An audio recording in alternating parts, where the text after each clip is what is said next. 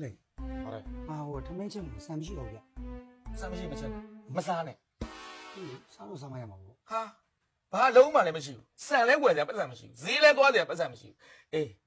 အိမ်မှာဖို့တကောင်တက်နေတဲ့တော့ငါတောက်လျှောက်ဒုက္ခရောက်နေ ငါ့ကိုပြောရမလား အေးဘော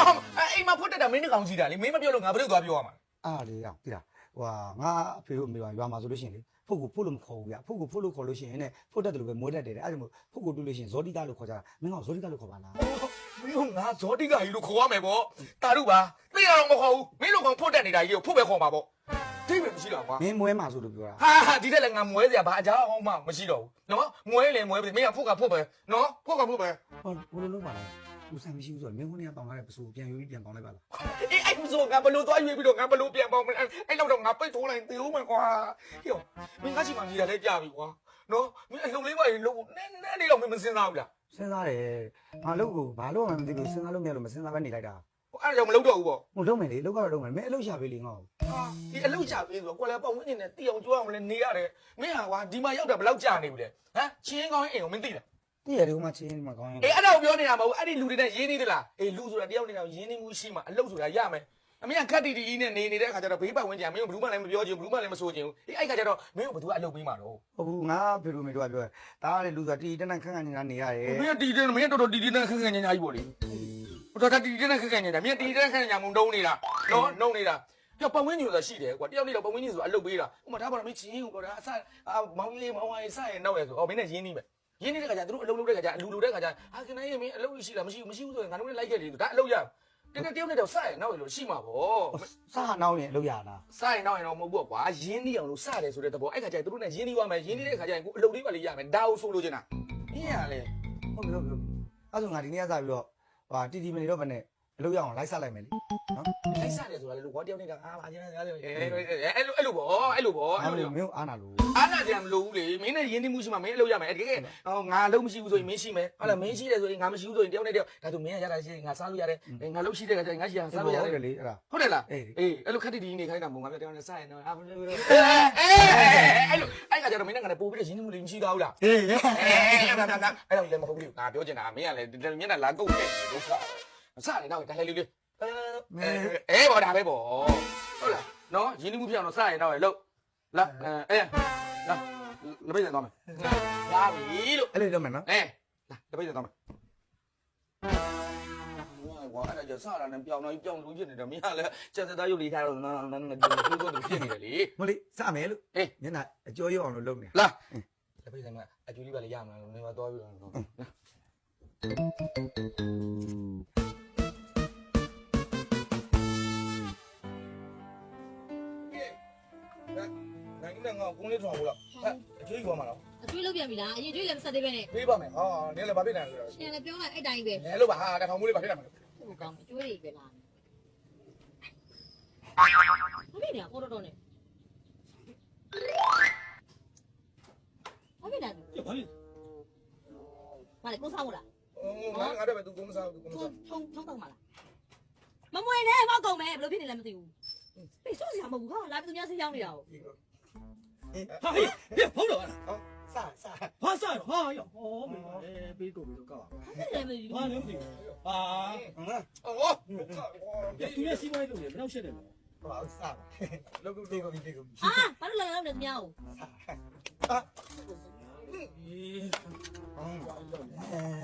ဟာရသူရဲ့စီးပွားရေးလုပ်နေတယ်လို့မနောက်ရှက်တယ်လို့ ဟောချက်တော့မဟုတ်ဘူးခင်ရင်လို့စတာကိုရဘာဖြစ်လဲ ဟာရဟုတ်ကွာသူတို့ငါတော့မတယ်ကွာငါတော့မတယ်ကွာသူကစားတာပါကွာ စားကြည့်ကြစားလေကွာ ဒါပဲယူရတော့မလို့ငါ မြင်သွားတော့ ဘိုင် အဲ့မေးကောင်ဘာလို့လဲလား ဟာအကောင်ဒီကွာ ဘာလဲမသိဘူးကျွေးလဲဝယ်ပြီးတော့လူတွေမှလည်းမသိဘူး လူကောင်လုံးဒီကွာခတိတဲ့လိုက်ထုတ်လာတယ်တော့မယ် ကျွေးလိုက်တာမသိဘူးမလည်းမသိဘူး မိမဖုန်းနေပေးနေတော့ ဟမ်ကျွေးလိုက်ထုံးနေပြီကောင်လား ဟုတ်တယ်ကိုဟာယောက်ျားမျက်နှာပေးသေးလား อ๋อရှင်းမလားသိမသိတာပါဘူး အေးအဲ့ဒါပြီးရောကောင်လုံးမ ထိပ်ပဲမရှိ ဘူးလေအားကြောင့်ငါမစချင် မပြောနဲ့တော့မင်းမပြောနဲ့တော့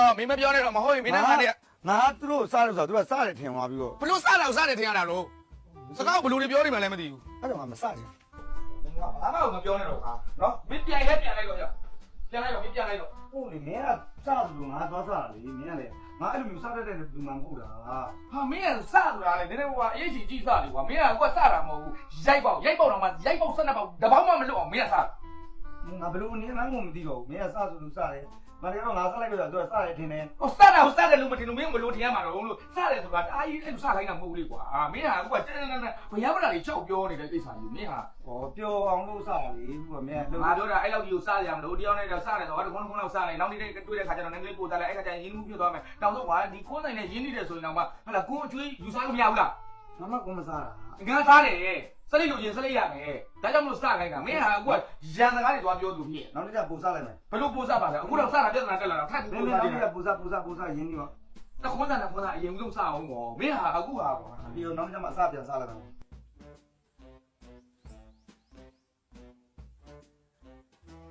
တွက်လိုက်ရေဟဲ့တွက်လိုက်ဟာဦးလေး အေးဟဲ့မင်းတကယ်ကြီးဟိုအယူရှိလားရှိလို့ရှိရင်ကြိုးတော့ထောင်တော့ကြငါလုံနေမှာဆိုလို့ ကျွန်တော်ရှိပါတယ်ဦးလေးရဲ့လာ တေးကြတယ်တော့မရှိတာအေးထိန်းတော့ ဦး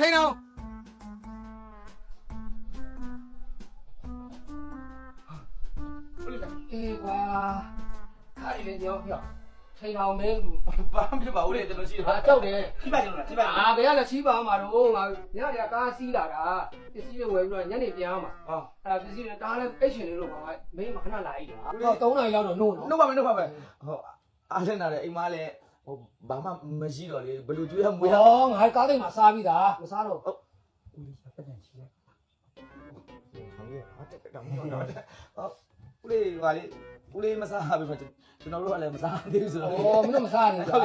ပတ်တန်လည်းတပြားမှမရှိတော့ပတ်တန်လေးရှိတလားမချူပါ ။အော်ချီးစရာမလိုပါဘူး။ငါလည်းမင်းဟိုပွဲပွဲချင်းတက်တက်လာခဲ့တာ။ ကြောက် အော်သူရေးချင်းကိုမင်းချီးစရာလား မဟုတ်ပါဘူးဦးလေးအားနာလို့ကိုယ်ရင်လာတာကိုကအဲ့ခံရပါလေအခုကဦးလေး မလိုပါဘူး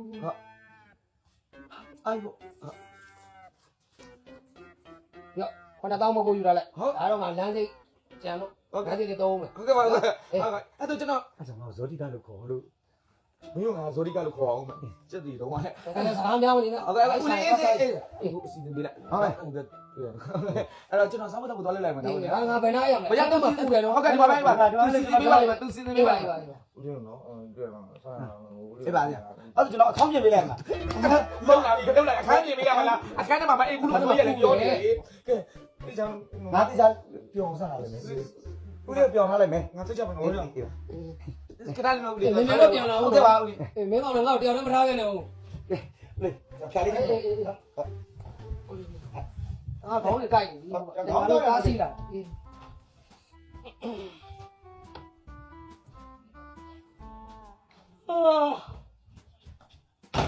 ဖြာလေး အေး အော်ကျွန်တော်လည်းမထောင်တော့လား မထောင်းနဲ့ ဒါဦးလေး အေးလုံးလေ အဲဟောစားဦးလေးဟာလေး အေး နေပြီလို့ဦးလေး အေးမနေပါနဲ့နင်တို့3နာရီလောက်တော့နိုးတော့ ဟုတ်ပါဦးလေး အေး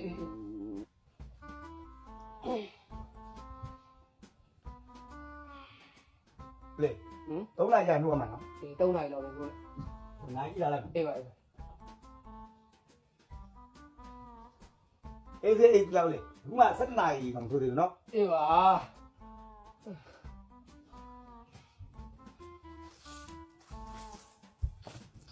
ဟာ ဘာလို့တာလဲ ရောဒီရင်နားမှာဘူး ဩရှင်နားတာမျက်နှာဖက်ရရလားကွာအပေါ်ကနေရိုက်တယ်ရပါလေဩအဲ့ရတော့မှမဟုတ်ပါဘူးကွာ အေးပါလေ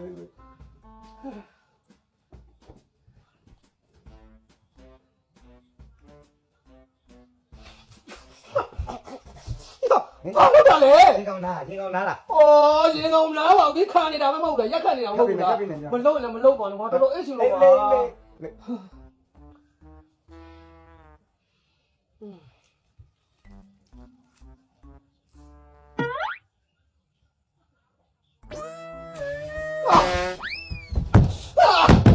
ဘာလုံးနေတာလဲ ရင်ကောင်း မင်းငြိမ်လေးနေလို့မရလားငါအဲ့ရတော့လား ပြောင်းစား ဩမစပါဘူးငါအိတ်ရှင်လို့ပါ လေ တော်လိုက်ဟဲ့မြန်ပြန်လာပါတော့ ကြာအေး အာသေးပါပြီကွာ ကြောက် ဘလို့ဖြည်းဖြည်းဆွဲပါငါအိတ်လို့ရပါလေဒုက္ခပါပဲမလေးတော်လိုက်ရဲ့ဘလို့ကောင်းနဲ့ထားခဲ့တယ်မသိဘူးကွာ လိုက်မထုံးရင်တော့မှလား3လိုက်ကို ငါတော့မနေရသေးဘူး 3လိုက် မလို့ဖြစ်နေတာ 3လိုက်ဒီတိုင်းနိုးလိုက်မယ် မနိုးရင်လည်းမနိုးတော့နဲ့ကွာ ဟုတ်ကဲ့ဟုတ်ကဲ့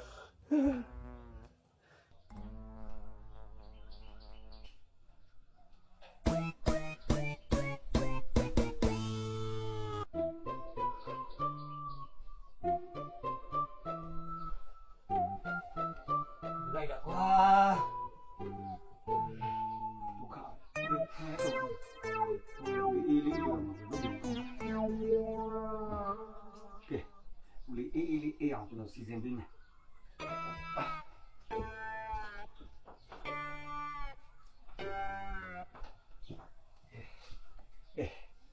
အေးရပြီဒါဖတ်လိုက်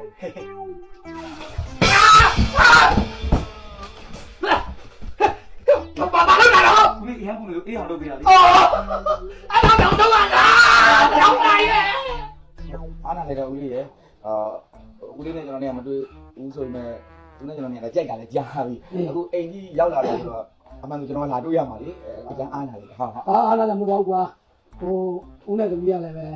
ဟိုတားဖလို့ဆက်ဆံတာမဟုတ်ကွာ ဟုတ် ဟိုတူကြီးလို့မောင်နှမလို့အဲငါတို့ဆက်ဆံသူကလည်းဖုန်းလေးလေးပဲပြောတာဟုတ်ကဲ့အေးရဲနဲ့လာပြီးတွေ့ပေးပါဆိုတာလည်းငါလာပြီးစကား ဟုတ်ပါတယ်အမှန်ကျွန်တော်ကလာတွေ့ရမှာပါကျွန်တော်လည်းမအားတာလည်းပါတာပေါ့နော်ဒါဆိုဦးလေးသမီးနဲ့ကျွန်တော်သဘောတူရပါတော့ အေးကွာသမီးတကောင်တော့တစ်ထောင်ပဲဖိရကြောင်းတာမလွယ်ဘူးကွာ ဟုတ်ဟုတ် အေးမဲလို့ရီရီမုံမုံပါညာစီးတယ်ဆိုတော့လည်းဝမ်းသာစရာပေါ့ကွာ ဟုတ်ကျွန်တော်လည်းတမ်းရမ်းမှာ အေး ပါပါ အဲ့လိုဖြစ်ပါဘူးကွာငါဆူတောင်းတာ ဟုတ်ကဲ့ဟုတ်ကဲ့ဟောအိမ်မားလည်းလေကျွန်တော်တို့ကယောက်ျားသားတွေပဲနေတာဆိုရင်စားဖို့တော့ဘာမှမလုပ်ပါဘူးဟိုကျွန်တော်တို့စီစဉ်လိုက် ငါရပါလေကွာရောတို့လမ်းမလည်းစားလာတယ် ပုံချပါတယ်ခလိုက်ရေခလိုက် အေး နေလိုက်လောက်လာထိုင်ဟောလေဟာလာလိုက်ဒီလာလိုက်အာ ညဘာလို့အားဆွဲလိုက်တာလဲလို့ ထိုးလိုက်တင်လာကွာအေးမင်းစီနေနေတကယ်ဒီနေတကယ်ဒီနေဒါဒါ နော်အေးမတော်တော့တော့ပါဘူးတို့ကလေပြန်လာစီတာမင်းမပြီးလိုက်လို့ညာတို့တော့မင်းတင်း ဟောဟိုကသူကလည်းဘယ်နဲ့မှကြီးမှလို့သူ့ဖေးပါခေါ်တာ တာဖတ်နေတော့ဒါ ဘယ်လိုလုပ်လဲ ပြောတော့ ဟုတ်လားဟောမင်းတို့အိတ်တော့မလား ဘာပါရဲ့ တပတ်ဆိုအိတ်တော့မလား ဘယ်လိုအေးရမှာတော့ယူပါမယူပါဒီကိစ္စကို ဘာလိုက်ကောင်းလဲ ခောက်ကပါဘုံဘုံအားရတာဆိုတော့ဦးလေးအဲကြောင့်မလို့တင်းကြီးလေးခံနေပါသူနဲ့ဆိုတစ်စက်မမတည့်တာအဲ့ဒါကိုပြောပြနေတာ ဟောဒီအဲ့လိုသူသမီးကိုလာပြီးတော့ငါတို့ဘယ်လောက်ပေးလိုက်မှာ ဟာဘာလို့ပြရလားအကောင်မလေးဟိုမှာမဟုတ်ဘူးလေ ဟုတ်လေ ပဒလေးပိတ်နေပါကွာပဒလေးပိတ်နေပါကွာငါရှင်းပါမယ်ကွာဟုတ်လေ ငါသမီးကိုမင်း ပေါ့ပေါ့ပေါ့အဲ့လိုမပေါ့ तू ကယူ ပတ်သက်ချီအောင်မေးလို့ပါ ပတ်သက်ချီတယ်အဲ့ဒါလေးပြောတာကတခုတော့ဝယ်ခိုင်းမလို့ဒီလိုပဲလွယ်မှာဆိုလို့ငါကိုယ်လိုက်သွားလိုက် စီချက်စားမလား ငါလာတမီဒီစီချက်ငါတော့ဝယ်လိုက်နော်မင်းတော့ဝယ်ခိုင်းလွယ်မှာဆိုလို့ဒီမှာအဲ့ခံတာလေ ဟော တော့ပါတယ်နော် တော့ပါတယ်အာသူကလည်းကဲမ တိုင်း ဟေးဟမ် မင်းကောင်း ခေါ်နေတာ ဒီမနေဆိုအော် တော့ ဘယ်နေဆိုပြ အိုးလာအိုး ဟုတ်လားနိုင် ကျွန်တော်တို့ပြောတာ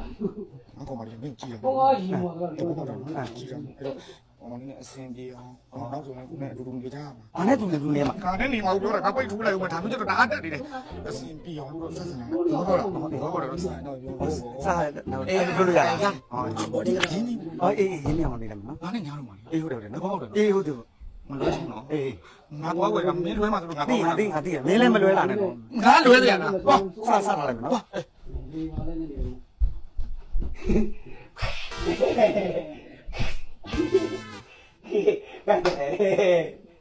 ဟာ ဒီဒီနေပါဘာဖြစ်နေလဲ တကယ်ကြီးကစားလာလိုက်တယ်ဦးရဟာမင်းမရှိတော့ဘူး ဘာလည်းမရှိတော့ဘူး ဘာလို့လဲမင်း လား လာ စား တယ် လာလိုက်ကဲ ဟုတ်လို့ ဘာဖြစ်နေလဲမင်းကဘုံကခါတာဒီဘိုင်းလာ ဒီအားကြောင့်လည်းပြောတာကို အိမ်ကခါတော့လေအိမ်ကရှိရမလား ဟောအိမ်မဲအိမ်သာတော့ရှိတာဗောဗျ အိမ်ကလိုက်ပြ ကဲလား ဒီဘာလို့လဲ မကြမှာဆိုလို့ ဘယ်လိုတော့ကြမှာလဲဖက်ကြတယ်လို့ ဒီတိုင်းလိုက်လို့ရမှာ အဲ့ဒါကြရပြောလိုက်ရင် ငါတော့ အေး လာလာ ဘာလို့လဲဘာလို့လဲ တီရှူးဝင်ပဲမလို့ မလို့ပါဘူးရေးမရှိဘူးလိုက်ခါထဲမှာ ရှိရလို့ အရင်ပဲတော့ပါဗော ဟောတော့ရင်းနဲ့သုံးတာကိုအမတီရှူးတီရှူးနဲ့သုံးလို့ လိုက်ပြ ဟုတ်ကဲ့ဟုတ်ကဲ့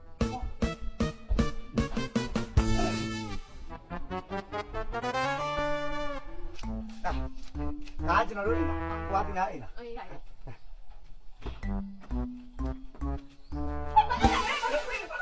ဖက်ရှင်လုပ်ပေးမလို့လေအမအရင်ထွက်လာအောင်လေ ဘယ်လိုထားမှထိုင်ရတယ်တက်နေလို့လည်းမတက်လည်းတော့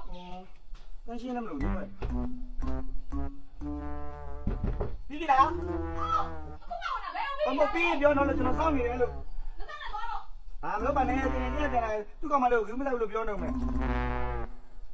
ဟောလေအတမရမ်းကျယ်နေတယ်နော်ဒီနေ့ကနေတော့ဝင်းချုံပြန်လာလားဒီနေ့တော့ကြီးပါလေတင်ငယ်ကြီးကစားမယ်ဆိုလို့စနေရလားတော့ဘယ်တော့မှမပါဘူးအတန်ရမ်းကျယ်တယ်နော်ဟမ်ဒါကျွန်တော်ခပ်မယ်ကျွန်တော်ခပ်မယ်အဲ့ဒါခဏနေလောက်နော်အမလေးရပြီတင်ငယ်ကြီးမိမအိမ်ပေါ်တော့မရောက်သေးဘူးရေပါခပ်နေရတဲ့ဘွားရောက်ကဲအမရပြီတကားဖွင့်တော့ဩတာဝန်မကျလို့ပြပါလို့အဲ့ဒါရကျွန်တော်ပြန်ပတ်ပေးလိုက်မယ်နော်ပြန်ပတ်ပေးလိုက်မယ်ပြန်ပတ်ပေးလိုက်ဆက်လိုက်ရေပတ်ပေးလိုက်လေကျွန်တော်ဆိုပြီးမရေရပြီလားမိုင်မတက်တယ်ပဲမိုင်တက်တယ်ပဲဟာဘာလုပ်တာဟဲ့အောင်မင်းဘာလုပ်တာ ဟွာဦးလေးသမီးကိုရေခတ်ပေးနေတာ ဟာရေခတ်ပြီလားဟာလားဟာကိုအရင်နဲ့ပဲနေရမလားကွာဒီဘက်မရှိရချောင်းတော့ကိုတကယ်ချင်းဇနီးလောင်းအောင်မမင်းကချောင်းလာပြူလာနဲ့ခမဘူး နေချာဘူးရေခတ်ပေး